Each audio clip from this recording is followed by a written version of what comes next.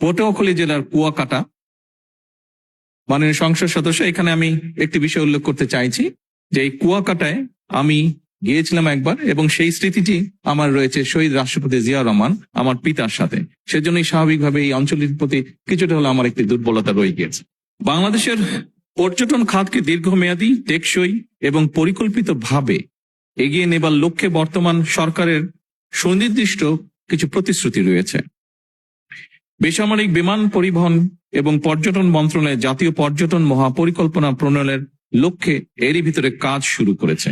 এই মহাপরিকল্পনা প্রণয়নে কুয়াকাটার প্রাকৃতিক সৌন্দর্য রক্ষা এবং পর্যটন খাতের উন্নয়নকে বিশেষভাবে আমরা গুরুত্ব দিতে চাইছি। একই সাথে পটুয়াখালী জেলার কুয়াকাটা।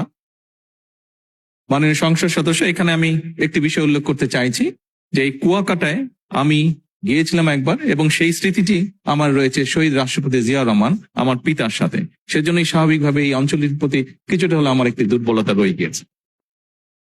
এছাড়াও চট্টগ্রাম জেলার পতেঙ্গা আনোয়ারা সি বিচের মৌলিক সুবিধাদি উন্নয়ন শীর্ষক একটি প্রকল্প গ্রহণের নিমিত্তে এর ভিতরেই সম্ভাব্যতা যেটি আছে সেটি যাচাই করা হচ্ছে।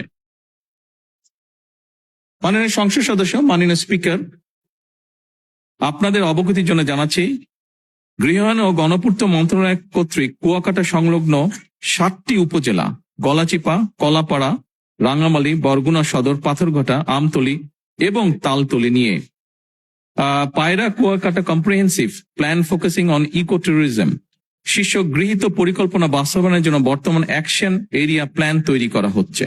অ্যাকশন এরিয়া প্ল্যানের পর্যটনের অংশটুকু বেসামরিক বিমান পরিবহন ও পর্যটন মন্ত্রণালয় কর্তৃক বাস্তবায়ন করা হবে ইনশাল্লাহ। এটি চূড়ান্ত হলে কলাপাড়া উপজেলাস্থ কুয়াকাটার পর্যটন খাতের সামগ্রিক উন্নয়ন ত্বরান্বিত হবে বলে আমরা আশা করি।